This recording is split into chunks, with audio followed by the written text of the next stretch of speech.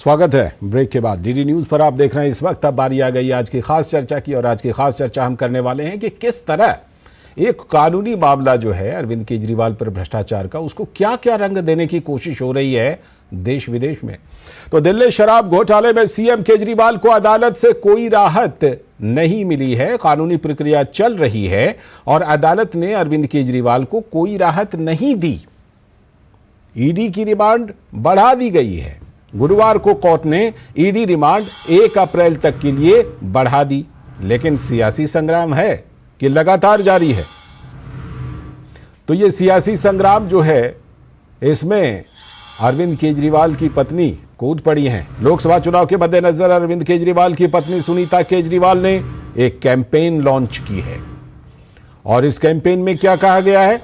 अरविंद केजरीवाल की तुलना freedom fighter से करते हुए केजरीवाल को आशीर्वाद, इस नाम का अभियान चला दिया है। तो केजरीवाल के बड़े खुलासे करने के दावे के साथ आम आदमी पार्टी ने ईडी की कार्रवाई को साजिश बताने की कोशिश की है कि ईडी तो हमें परेशान कर रही है, साजिश कर रही है। तो परसेप्शन बनाने की इस लड़ाई में केजरीवाल की गिरफ्तारी को सियासी मुद्दा बनाने की भरपूर कोशिश की जा रही है। इसी कोशिश में विपक्षी गठबंधन ने बीजेपी मुख्यालय पर प्रदर्शन करने के साथ साथ इलेक्टोरल बॉन्ड का मुद्दा भी जोर शोर से उठाया है, और इसके साथ केजरीवाल के भ्रष्टाचार के साथ उसको जोड़ दिया है इलेक्टोरल बॉन्ड के मुद्दे को। जबकि इलेक्टोरल बॉन्ड का मुद्दा बिल्कुल अलग है और शराब घोटाला बिल्कुल अलग। 31 मार्च को कांग्रेस पार्टी और आम आदमी पार्टी ने संयुक्त रूप से रैली का आयोजन किया है दिल्ली में, जिसमें कि ये सभी एक साथ मंच पर आएंगे। आम आदमी पार्टी का दावा है कि इंडी गठबंधन के सभी नेता केजरीवाल की गिरफ्तारी का मुद्दा इसी रैली में जोर शोर से उठाएंगे। यानी कि कहीं ना कहीं अरविंद केजरीवाल को विपक्षी गठबंधन अपना पोस्टर बॉय बनाने की कोशिश कर रहा है शायद। हेमंत सोरेन में ये ऐसा कोई चेहरा इन लोगों को नजर नहीं आया। लोकतंत्र के आसन्न तथाकथित खतरे को लेकर गठबंधन ने इसे विपक्ष की आवाज बंद करने का आरोप लगाया है। और इन सब के बीच इनकम टैक्स विभाग ने कांग्रेस पार्टी को एक बार फिर से नोटिस भेजा है, और वो नोटिस हाई कोर्ट ने कांग्रेस पार्टी की याचिका को खारिज करते हुए कार्रवाई को सही माना था। यह भी बिल्कुल याद रखनी चाहिए कि जो कुछ राशि फ्रीज की गई थी इनकम टैक्स डिपार्टमेंट के द्वारा, उसको हाई कोर्ट ने सही माना था, लेकिन कांग्रेस पार्टी ने चुनाव के वक्त अकाउंट फ्रीज करने का आरोप लगा दिया। और आरोप लगाते हुए राहुल गांधी तो यहां तक दावा कर गए कि अब तो पार्टी के पास ट्रेन टिकट तक करवाने का भी पैसा नहीं है, हम ट्रेन टिकट तक नहीं खरीद पा रहे हैं। लेकिन राहुल गांधी चार्टर्ड प्लेन से प्रचार कर रहे हैं, ये हम सब ने देखा है। कांग्रेस की ये चिंता अब अंतर्राष्ट्रीय सुर्खियां भी बन गई हैं। देश विदेश में भी लोग टिप्पणी कर रहे हैं कि हाँ, कांग्रेस को आर्थिक रूप से कमजोर कर दिया गया, लेकिन कोर्ट के फैसले को सब लोग नजरअंदाज करके नैरेटिव गढ़े जा रहे हैं। ऐसा ही नैरेटिव केजरीवाल के मुद्दे पर देख लीजिए। जर्मनी, अमेरिका के बाद संयुक्त राष्ट्र ने भी प्रतिक्रिया दे दी, यानी कि माईवे और हाईवे का असर हुआ है। ये केजरीवाल का रास्ता था। अब तक दर्जनों मंत्री और मुख्यमंत्री भ्रष्टाचार की कार्रवाई में जेल जा चुके हैं। और बात अभी की नहीं है, मोदी सरकार से पहले भी तो जांच एजेंसियों की कार्रवाई में सीएम को इस्तीफा देना पड़ा है। याद कीजिए लालू प्रसाद यादव को। लेकिन सियासत ऐसी कि आज जांच एजेंसियों की कार्रवाई और कोर्ट के आदेश के बावजूद खुद को पाक साफ बताने की सियासत भी लगातार जारी है और नैरेटिव को बेचा जा रहा है। तो अरविंद केजरीवाल की पत्नी सुनीता केजरीवाल ने एक वीडियो संदेश जारी किया और एक नए अभियान केजरीवाल को आशीर्वाद की घोषणा की। आज से हम एक अभियान शुरू कर रहे हैं जिसका नाम है केजरीवाल को आशीर्वाद। इस व्हाट्सएप नंबर पर आप अपने अरविंद को आशीर्वाद भेज सकते हैं, शुभकामनाएं भेज सकते हैं, दुआएं भेज सकते हैं, प्रार्थना भेज सकते हैं। कोई और भी संदेश देना चाहे तो वो भी दे सकते हैं। मैं आप सबके मैसेज उनको जेल में देकर आऊँगी, और उन्हें मैसेज देने के लिए आपको आम आदमी पार्टी का होने की ज़रूरत नहीं है। आप किसी भी पार्टी से हो, कोई भी हो, अरविंद जी को मैसेज ज़रूर भेजें। और आम आदमी पार्टी के नेता और दिल्ली के शिक्षा मंत्री आतिशी मालेना ने ईडी द्वारा केजरीवाल के फोन का पासवर्ड मांगने पर कहा कि यह पासवर्ड ईडी को नहीं बल्कि भाजपा को चाहिए, क्योंकि आगामी चुनाव के लिए भाजपा आम आदमी पार्टी की चुनावी रणनीति जानना चाहती है। अरविंद केजरीवाल जी के फोन का पासवर्ड ईडी को नहीं चाहिए। अरविंद केजरीवाल जी के फोन का पासवर्ड भारतीय जनता पार्टी को चाहिए। वो अरविंद केजरीवाल जी के फोन से ये जानना चाहते हैं कि आम आदमी पार्टी की चुनाव में क्या तैयारी है। वो अरविंद केजरीवाल जी के फोन को देखकर जानना चाहते हैं कि आम आदमी पार्टी की दिल्ली की सीटों में, पंजाब की सीटों में, गुजरात की सीटों में, असम की सीटों में क्या चुनावी स्ट्रैटेजी है। वो जानना चाहते हैं कि आम आदमी पार्टी जिन सीटों पे चुनाव लड़ रही है वहां पे सर्वे क्या कह रहे हैं। वो जानना चाहती है कि जो इंडिया अलायंस ने देश भर में चुनावी सर्वे करवाए हैं वो सर्वे क्या कह रहे हैं। इसलिए अरविंद केजरीवाल जी के फोन का पासवर्ड ईडी को नहीं, भारतीय जनता पार्टी को चाहिए। और भाजपा नेता मनजिंदर सिंह सिरसा ने आतिशी मालेना को जवाब देते हुए कहा कि केजरीवाल डरे हुए हैं, इसीलिए मोबाइल का पासवर्ड नहीं दे रहे हैं। आतिशी जी, मैं आपको बता दूं, अरविंद केजरीवाल जी ने पुराने फोन बता दिए कि मुझे पता ही नहीं कहाँ है। बताइए, को मुख्यमंत्री ऐसे बोलता है मुझे पता ही नहीं मेरे मोबाइल फोन कहाँ है, और नए का मैं पासवर्ड नहीं दूंगा। क्या छुपाने को है? क्यों डरे हुए हैं अरविंद केजरीवाल? इसलिए क्योंकि शराब घोटाले के दौरान जो उन्होंने गलत काम और पैसे का लेन देन किया, और अब जब ईडी उनको सम्मन कर रही थी, कोर्ट से रिलीफ नहीं मिल रही थी, उन लोगों से वो बातचीत कर रहे थे, उन लोगों को मैसेज दे रहे थे, डॉक्यूमेंट नष्ट करने का उनको काम कह दे रहे थे, और उनको कहां मोबाइल छुपाने यह भी बता रहे थे, और पैसे जिन जिन लोगों के पास गए थे उनको कैसे वहां से हटने को कह रही है। सारे सबूत जो हैं अरविंद केजरीवाल जी के मोबाइल में हैं। बड़ा सवाल है कि क्यों नहीं दे रहे हैं पासवर्ड, लेकिन क्या कुछ चल रहा है इस पूरे मामले पर। इसी पर चर्चा करने के लिए हमारे सलाहकार संपादक विनोद मिश्र जी हमारे साथ जुड़ चुके हैं। हमारे साथ साथ में रंजीत मिश्र जी जो कि हैं कांग्रेस के प्रवक्ता, और सिद्धार्थ यादव भी हमारे साथ जुड़ चुके हैं। सिद्धार्थ जी हैं भारतीय जनता पार्टी के प्रवक्ता। बहुत बहुत स्वागत रंजीत जी, सिद्धार्थ जी, आप दोनों के पास आऊँ उससे पहले ज़रा मैं विनोद जी के ज़रिए इसको विस्तार देता हूँ। विनोद जी, आम आदमी पार्टी की कितनी बड़ी रणनीति थी जिसका पासवर्ड देने पर खुलासा हो जाएगा? कितनी बड़ी चुनौती भारतीय जनता पार्टी के लिए थी, जो कि अगर पासवर्ड भारतीय जनता पार्टी जान जाएगी तो उनका वो तोड़ निकाल लेगी और आम आदमी पार्टी की चुनौती को खत्म कर देगी। लाल जी, मैं आपकी रिपोर्ट से आता हूं, जो आप रिपोर्ट में बता रहे थे कि माई वे और द हाईवे। तो ये माई वे और हाईवे का जो ये मामला है कि आप सीधे सीधे देखिए कि अगर ये सारे कोर्ट की प्रक्रिया, सारे कॉन्स्टिट्यूशनल जो संवैधानिक संस्थाएं हैं उनकी प्रक्रिया, वो सारी प्रक्रियाएं जब माई वे की बात आती है तो अगर उनके फेवर में नहीं है तो वो सारी चीज़ें हाईवे हो जाती हैं। और इस चीज़ को आप देखिए कि आपको हमें ज़्यादा दूर नहीं जाना पड़ेगा। मनीष सिसोदिया को क्यों जेल में है, अगर इसकी बात अगर हम सिर्फ एक शब्द में एक लाइन में कहें तो जब वो सारे शराब घोटाले में जो आबकारी नीति की बात हुई थी जिस समय में, और साउथ कनेक्शन इसमें ढूंढा गया था, वो सारे कनेक्शंस की बात जब ईडी उनके सामने में रखा तो 32 मोबाइल फ़ोनों की बात थी उसमें, और सारे फ़ोन गायब हो गए। केजरीवाल जी खुद कह रहे हैं कि हमारे मोबाइल नहीं मिल रहा है। अब अगर ये आतिशी का जो अभी का आर्गुमेंट है, अगर वो जिस तरह से एक मंत्री हैं दिल्ली सरकार की, वो कह रहे हैं कि मंत्री का आप एक आरोप है आप पे, और उस आरोप के लिए अगर आपका मोबाइल फ़ोन और डिजिटल ये आपके पासवर्ड मांगे जा रहे हैं तो आप कहोगे कि आप इसको भारतीय जनता पार्टी को दे देंगे, इसलिए नहीं देंगे।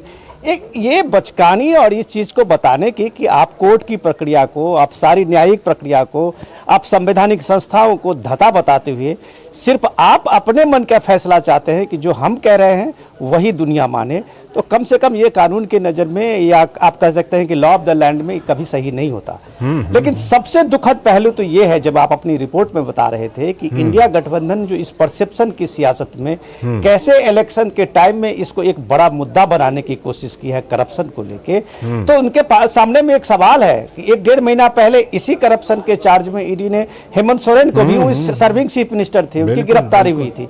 क्या एक भी धरना रांची में कांग्रेस पार्टी की तरफ से हुआ है? वो महागठबंधन की उनकी सरकार थी। तो आज केजरीवाल के लिए आज बीजेपी के मुख्यालय पे आप धरना दे रहे हैं कि दुनिया को बताने के लिए कि ये सारे कुछ बीजेपी की साजिश है। आप 31 मार्च को एक बड़ी रैली का इंतजाम ये कर रहे हैं दिल्ली में आम आदमी पार्टी और कांग्रेस के सहयोग से कि एक बड़ी रैली होगी जिसमें हम सरकार को बेनकाब करेंगे। ये सरकार कहां है? अगर लोग पूछे इसमें कि ईडी की कार्रवाई है, दिल्ली हाई कोर्ट से लेकर सुप्रीम कोर्ट के इसमें ऑर्डर है, और उसके बावजूद अगर आप पार्टी को ला रहे हैं तो लोग ये बात जान रहे हैं, अच्छी तरह से जान रहे हैं कि ये मामला सियासी है। आपका चाहे आप धरना दीजिए, चाहे आप बड़ी रैली कीजिए। बिल्कुल। और एक सवाल और उठता है जो कि मैं सीधे पहले प्रोफेसर रंजीत मिश्र जी के पास ही जाऊंगा, बाद में सिद्धार्थ जी के पास आऊंगा। प्रोफेसर रंजीत मिश्र जी, एक तो पहले कांग्रेस पार्टी के नेता ने शराब घोटाले में आगे बढ़कर शिकायत दर्ज करवा दी, अब आप सुनीता केजरीवाल जी के आह्वान पर दुआ, आशीर्वाद सब कुछ केजरीवाल जी को दे रहे हैं। बेचारे हेमंत सोरेन का क्या कसूर है? उनको क्यों नहीं ऐसा आशीर्वाद दिया प्रोफेसर रंजीत मिश्र जी? लालचंद जी, पहले तो आप लोग मुकदमा भी दायर कर देते हैं और उसका निर्णय भी सुना देते हैं, तो ये तो आप लोगों का एक तरीका है। वकालत का पूरा मैदान खुला हुआ है सर। ऐसा है लालचंद जी, सबसे पहले तो आप निर्णय सुना के और विपक्ष को ऐसा कटघरे में खड़ा करते हैं जैसे लगता है कि विपक्ष से खराब तस्वीर किसी की हो नहीं सकती, क्योंकि सत्ता पक्ष से प्रश्न पूछने का साहस नहीं जुटा पाते। अभी पूछेंगे, अभी पूछेंगे, आपको पहले मौका दे दिया है हमने। नहीं, मैं तो शुभकामना देता हूं कि आप लोगों को यह भी साहस हो कि कभी सत्ता पक्ष से भी सवाल पूछें। आप जितने सवाल उठाएंगे सारे सवाल ट्रांसफर करूंगा सिद्धार्थ के ऊपर, आप उठाइए तो सही। जी जी लालचंद जी, ये देखिए कि 96% मुकदमे विपक्षी दल के नेताओं पर हो रहे हैं, 96% कार्रवाई विपक्षी दल के नेताओं पर हो रहा है, और इसका जो कन्विक्शन रेट है वो ओनली 0.4% है। तो इसका मतलब कि बिना सबूत के प्रताड़ित करने की ये योजना चल रही है, इसमें कोई दो राय नहीं है। दूसरी बात कि बड़े बड़े नेता जो आज भारतीय जनता पार्टी में जा चुके हैं और जिसके लिए भारतीय जनता पार्टी के शीर्ष नेतृत्व खुद से दोषी करार देते रहे, जैसे हेमंत बिश्व शर्मा, उनके ऊपर बड़ी कार्रवाई की बात कही जाती रही, लेकिन हेमंत बिश्व शर्मा को पुरस्कृत करके इन्होंने मुख्यमंत्री बना दिया। अजीत पवार, उसके लिए तो माननीय प्रधानमंत्री जी महाराष्ट्र गए और कहा कि 70,000 करोड़ का घोटाला एक व्यक्ति ने किया है, जिसकी पार्टी है नेचुरली करप्ट पार्टी एनसीपी, और अगले दिन उनको उप मुख्यमंत्री में बना दिया। प्रोफेसर मिश्र जी, मिनिस्ट्री की चाबी पकड़ा दी। प्रोफेसर मिश्र जी, मेरी गारंटी, मेरा वादा, ये सारे सवाल सिद्धार्थ से पूछूंगा। अब मेरे सवाल पर आ जाइए कि आम शराब घोटाले में कांग्रेस पार्टी ने पहले शिकायत दर्ज कराई, अब आशीर्वाद दे रहे हैं, लेकिन ऐसा ही आशीर्वाद हेमंत सोरेन को क्यों नहीं मिला? देखिए, हेमंत सोरेन जी के साथ भी पूरा विपक्ष और पूरा इंडिया गठबंधन खड़ा रहा, क्योंकि इन लोगों ने एक तरह से एक्सटॉर्नर डायरेक्टरेट बना दिया है, जिससे एक्सटॉर्शन की बात कर रहे हैं। अभी इलेक्टोरल बॉन्ड का मुद्दा आया, आपने देखा होगा कि ऐसी अनगिनत कंपनियां अब बताई जा चुकी है जिनके ऊपर आज रेड होता है और 10 दिन के अंदर वो करोड़ों में बॉन्ड खरीद लेते हैं और भारतीय जनता पार्टी को चंदा देते हैं। तो ऐसे कई आपके नाम सामने नाम आ चुके हैं, 41 कंपनियों के, अलग अलग कंपनियों के, जिसमें आज ये रेड करवाते हैं और अगले दिन इनको चंदा मिल जाता है। एक और मुद्दा आपने जोड़ा, लेकिन मुझे मेरे सवाल का जवाब नहीं मिला। आपने एक और मुद्दा जोड़ा, मैं जरूर ये भी मैं सिद्धार्थ से पूछूंगा, लेकिन मुझे मेरे सवाल का जवाब अभी तक नहीं मिला। देखिए, कांग्रेस पार्टी ने उस समय ये शिकायत दर्ज की थी और कांग्रेस पार्टी एक सतर्क विपक्ष के रूप में शिकायत दर्ज की थी।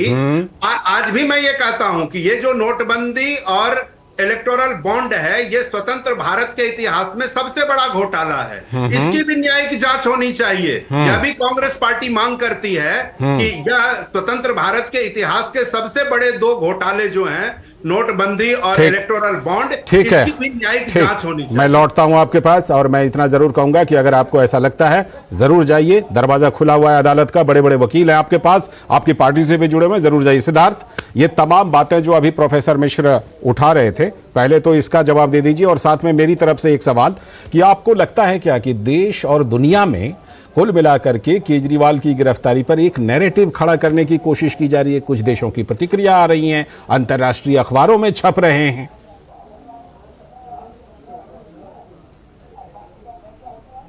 निश्चित रूप से एक नैरेटिव गढ़ने की कोशिश है। अगर नैरेटिव गढ़ने की कोशिश ना होती तो उनका इस्तीफा ना देना, ये जो एक नई परंपरा उन्होंने शुरू करी, ऐसा वो नहीं करते। मतलब वो तो लालू जी से भी एक कदम आगे चले गए। लालू जी 97 में गए थे, मुख्यमंत्री थे, उनको जेल देखना पड़ा था, तब हमारी कोई सरकार नहीं थी। ताजा उदाहरण हेमंत सोरेन का भी ले लीजिए, है कि और नहीं? बिल्कुल हाँ, शिबू सोरेन, हेमंत सोरेन, अनेक उदाहरण रहे। पर सब लोगों ने पहले इस्तीफा दिया और फिर वो जेलों में गए। पर ये जो तगमा अपने सर पे लेना चाहते थे कि पहला मुख्यमंत्री जो जेल जा रहा है, ये पहले नहीं है। ये पहले वो मुख्यमंत्री हैं जो इस्तीफा नहीं देना चाहते। ये पहले वो मुख्यमंत्री हैं जो देश की राजधानी को कॉन्स्टिट्यूशनल लैप्स में डालना चाहते हैं, जो कह रहे हैं कि मैं जेल से सरकार चलाऊंगा, जिनको अपने 63 विधायकों में से कोई भी ऐसा कॉम्पिटेंट नहीं लगता जो पीछे से संभाल पाए, जो कोर्ट में जाकर के, लाल सिंह जी, कोर्ट में जाकर के कोई बात नहीं बोलते, पर प्रवक्ता टीवियों पे आकर के सारी बात बोलते हैं। ये नए आरोपी हैं। अरे इतने बड़े बड़ी बात अगर आप कहना चाहते हैं, अगर आपको लगता है कि आपको तो फंसाया जा रहा है और ऐसा होता है और वैसा होता है, आप कोर्ट में जाकर के क्यों नहीं बोलते? आपके गोवा के विधायकों ने, वहां के प्रत्याशियों ने आप कहा, स्टेटमेंट दी ऑन रिकॉर्ड कि हमको पैसा दिया गया। ठीक है, आप जो प्रोफेसर मिश्रा ने सवाल उठाए उस पर जवाब दे दीजिए। देखिए, प्रोफेसर मिश्रा की तो कुछ मजबूरियां हैं और कांग्रेस पार्टी की भी कुछ मजबूरी है। इलेक्ट्रॉल बॉन्ड का एक बहुत बड़ा मैं कहूंगा एक जिसको कहते हैं ना सुबह शाम रटने वाली एक मशीन इन लोगों ने अपने पास रख ली है। सुबह उठते हैं, उसका मशीन, उसका बटन दबाते हैं, हर मामले से आपको लगता है कि जोड़ देते हैं। और हर कुछ आप पूछिए कुछ भी, अभी जवाब उसका यही आएगा। पर कभी भी अपने गिरबान में झांक करके नहीं देखते कि जो आपको चंदा मिला था फिर वो कौन सी उगाही से मिला था, या जो टीएमसी एक राज्य में सरकार चला रही है लगभग 2000 करोड़ ले गई, वो कौन सी उगाही से लेकर के गई। अरे हमारी तो प्रेजेंस है देश भर में। हम तो 17 राज्यों में सरकार वाली पार्टी थे, हम देश भर में सरकार वाली पार्टी थे, 303 सांसद वाली पार्टी थी। और ये तो वो व्यवस्था है लाल सिंह जी जिसकी जानकारी आ तो पाई। बिल्कुल, उसके पहले की व्यवस्था में तो जानकारी ही नहीं थी कौन किसको कितना दे रहा है। आपके समय में सत्ता में रहते हुए 60 साल कितने करोड़ों अरबों खरबों रुपए कैश में, आ रहा हूं प्रोफेसर, व्हाइट मनी नहीं ब्लैक मनी में आप लेते रहे और उसकी एक जानकारी देश के सामने नहीं आई। और आप इस व्यवस्था पर प्रश्न चिन्ह उठाते हैं। और मैं बिल्कुल सहमत हूं, बड़े बड़े वकील हैं। मैं अब आज कहता हूं, आप जिस वकील को कहेंगे कि मैंने इसीलिए तो सलाह दी कि भाई जाइए आप। हाँ ठीक है, मैं तो लाल सिंह जी एक बात आगे बढ़ा के कहता हूं, आपके बड़े बड़े वकील हैं, बड़ी बड़ी उनकी फीस है, आप चेक ले जाइए, हमसे ले जाइए, हम दे देते हैं। अगर वो साबित कर देंगे तो चेक हमारा जमा कर दीजिएगा, पर अगर कोर्ट से हार करके आएंगे तो दुगना लौटा दीजिएगा। मैं इस पर प्रोफेसर मिश्रा जी से जरूर प्रतिक्रिया लूंगा, वो और भी कुछ जोड़ना चाहते हैं वो बोलेंगे। पहले विनोद मिश्रा जी से बात को आगे बढ़ाता हूं। विनोद जी, कहीं ना कहीं आपको लगता नहीं कि इसमें जो है इलेक्टोरल बॉन्ड को जोड़ करके बाकी चीज़ों को, प्रोफेसर मिश्रा ने कई चीज़ों को जोड़ा, कहीं ना कहीं जो केजरीवाल वाला पूरा मामला है इसको डाइवर्ट करने की कोशिश हो रही है विपक्ष के द्वारा। अब देखिए, सीधी सी बात है, भ्रष्टाचार के आरोप में जेल गए, इस्तीफा दे नहीं रहे हैं और उल्टा जो है वो राजनीति की जा रही है इस पर। लाल जी, प्रोफेसर रंजीत जी का जवाब तो सिद्धार्थ जी देंगे और वो कॉम्पिटेंट हैं, बिल्कुल प्रवक्ता अपने आप में उनका जवाब देने के लिए। और दोनों पार्टियों के आरोप प्रत्यारोप का वो अपना जवाब देंगे। लेकिन इन्होंने जो सबसे पहले मीडिया पे ही एक तरह से नसीहत दी है, मैं उसका जवाब जरूर देना चाहूँगा कि वो आते ही जो दबाव बनाने की कोशिश करते हैं और जिसको कल आप ये देखिए कि 600 से ज़्यादा एडवोकेट्स ने सुप्रीम कोर्ट के सीजीआई को चिट्ठी लिखी, न्यायपालिका पर दबाव। सही बात, ये चीज़ें, ये बातों इनको समझना चाहिए कि आपको हम एक डिस्कशन के लिए इस मंच पे बोला, हम लोगों ने आपके साथ कोशिश की है और हम ही लोगों को आप नसीहत दे रहे हैं कि मीडिया स्वतंत्र नहीं है। तो ये जो आप बाहम ओढ़ने वाला जो टैक्टिस है, वो माई वे और द हाईवे का जो आपने बना हुआ है कि सिर्फ आपके नज़र से होनी चाहिए। सवाल आपसे जरूर पूछा जाएगा, जो आपके आज ही प्रेस कॉन्फ्रेंस हुआ है कांग्रेस के बड़े लीडर का, रंजीत जी आप उसमें शायद होंगे भी, कि आप इनकम टैक्स ने आपको नोटिस दिया है और इनकम टैक्स के नोटिस तब दिया है जब माननीय हाईकोर्ट ने आपके याचिका को खारिज किया है जी। आपको हाईकोर्ट से नसीहत मिली थी कि आप इतने दिन कहाँ थे, क्या सोए हुए थे, और आप नैरेटिव आज बनाने के लिए आ रहे हैं कि हमारा खाता, हमारा अकाउंट सारा फ्रीज कर दिया गया है। आपकी बात अमेरिकन एडमिनिस्ट्रेशन से आता है कि इलेक्शन के समय में कांग्रेस के अकाउंट फ्रीज कर दिया गया है। तो ये जो आप नसीहत देते हैं और ये जो नैरेटिव बनाते हैं, इस देश में कानून है, इस देश में विधान है, ये भी लोग देख रहे हैं। तो ये इस बात का है कि सवाल है इलेक्टोरल बॉन्ड पे, हमसे ज़्यादा सिद्धार्थ जी इस बात बेहतर जवाब देंगे, लेकिन सवाल है कि अमित शाह ने तो ये चीज़ सार्वजनिक रूप से पूछा है कि 20,000 करोड़ के इलेक्टोरल बॉन्ड में अगर 6,000 बीजेपी को मिले हैं तो 14,000 करोड़ रुपया कहाँ है? और जो आपको मिला है 1,400 करोड़ का रुपये का जो बजट आपका बॉन्ड मिला है, क्या आप उसको अपने सार्वजनिक करने का हिम्मत करेंगे? सही आप बात है, एक ये बार सवाल मुलाजमों है। का सार्वजनिक करिए और देखिए बीजेपी को ठीक। खुद मजबूर होनी ठीक, पड़ेगी। ठीक, तो प्रोफेसर। ये नैरेटिव जब आप लाते हैं लोगों के सामने में जो केजरीवाल ला रहे हैं, हाँ। तो सिर्फ परसेप्शन की सियासत होती है। हाँ। मौलिक जो मुद्दे हैं इलेक्शन में, जी। ये कहीं से मुद्दे खो गए हैं। हाँ। इस बात को हम लोग आपको याद दिला बिल्कुल रहे हैं। बिल्कुल। प्रोफेसर मिश्रा, आप बताएं और ये भी बताइएगा कि भाई पहले आप प्रक्रिया का पालन नहीं करते, फिर इनकम टैक्स डिपार्टमेंट अगर कार्रवाई करता है तो कोर्ट जाते हैं, कोर्ट में आपकी बात वहाँ चलती नहीं, आपको राहत नहीं मिलती और उसके बाद फिर से आप वही बात लेकर आते हैं और बाकी बातें भी आप जो कहना चाहते हैं कहिए। देखिए विनोद जी, अभी भी जिस चश्मे से देख रहे हैं ना, उसमें सत्ता पक्ष की तरफ वो देखेंगे नहीं, देखेंगे हमारे तरफ ही। लेकिन वो कोई बात नहीं, हमें तो उसका अभ्यास हो गया है लालचंद जी। हाँ। कि वो हमसे ही सवाल पूछेंगे, सत्ता पक्ष से नहीं पूछेंगे। सिद्धार्थ जी से आपने सीधे सवाल पूछे, एक का भी उन्होंने जवाब नहीं दिया।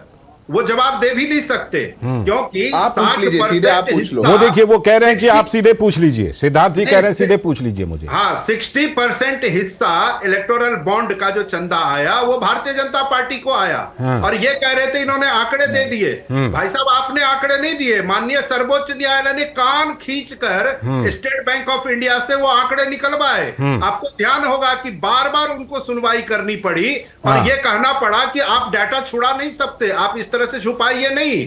तो आखिर ऐसी कौन सी बात थी जिसे केंद्र सरकार छुपाना चाहती थी? इसका जवाब लेना चाहिए आपको सिद्धार्थ जी नहीं से। तो आप जब कह रहे हैं कि एसबीआई से कहा, एसबीआई का मतलब ये हुआ, तो आप ही के शब्दों का अगर इस्तेमाल करें तो फिर उसमें कान भी तो एसबीआई का खींचा नहीं, इसमें फिर इनको क्यों हम बीच में ले आए, है ना? इनको इसलिए बीच में लाते लालचंद्र जी कि ये लोग वही लोग हैं जो दावा करते थे कि विदेशों में जो स्विस धन चला गया है स्विस बैंक में, सिद्धार्थ, हम उस काले धन को भी जवाब। भारत सिद्धार्थ जवाब, सिद्धार्थ का और जवाब। काला धन तो भारत लाए नहीं, इनके यार दोस्त सिद्धार्थ का जवाब। अब मिश्रा जी सुन लीजिए, नहीं तो आप कहेंगे जवाब नहीं मिला आपको आपकी बात का। वो बोल रहे हैं कि मैं पूरा जवाब देने तैयार हूं, सुन लीजिए अब उनको। मैं तो कह रहा हूं एक एक करके पूछे ताकि आप कहीं ना पाएंगे आपको जवाब नहीं मिला। सिद्धार्थ जी बोलिए। बात पूरी कर लूं। ठीक, देखिए पहले मिश्रा जी एक आप फिर पूछ लीजिएगा, मैं जवाब दे देता हूँ, एक एक करके जवाब दे देता हूँ। अच्छा एक सवाल और ले लेते हैं मिश्रा जी का, उसके बाद जवाब दीजिएगा। हाँ बोलिए प्रोफेसर। मैं ये कह रहा हूं कि ये लोग ये दावा करके आए थे कि स्विस बैंक में जो काला धन चला गया है, ठीक है, मुद्दा आ गया उसको सामने। ये लाएंगे। ठीक। और नतीजा क्या हुआ कि अब सिद्धार्थ जी का जवाब। सफेद धन भी इनके यार दोस्त लेके चले गए ठीक बाहर। है, ठीक है, उनको सिद्धार्थ ये जी ला जवाब। नहीं पाए। सिद्धार्थ जी तो जवाब। इसलिए ये आंकड़ों को छुपाने अब में मिश्रा जी आप सुन लीजिए, आप सुन बैंक लीजिए। के आंकड़े थे उनको छुपाने में ठीक लगे। है, आप सुन लीजिए,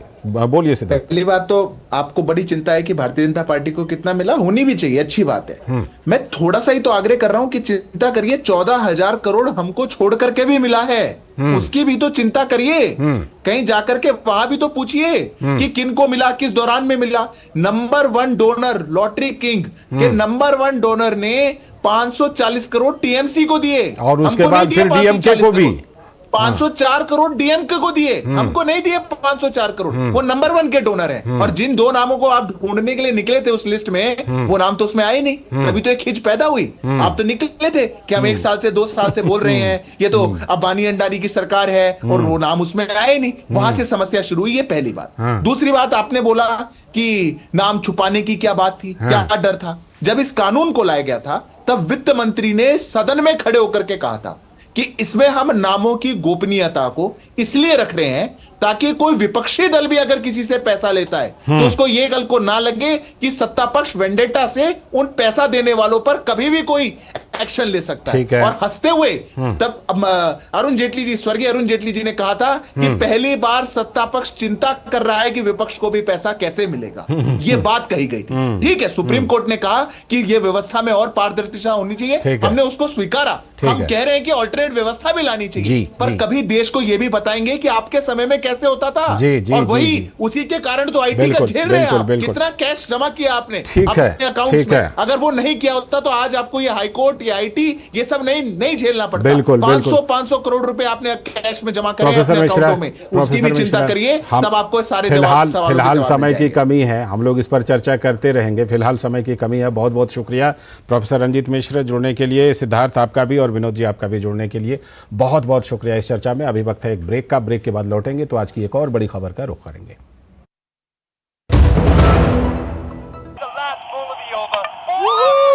क्या लड्डू हम यहाँ बैठे बैठे पैसे बना सकते हैं।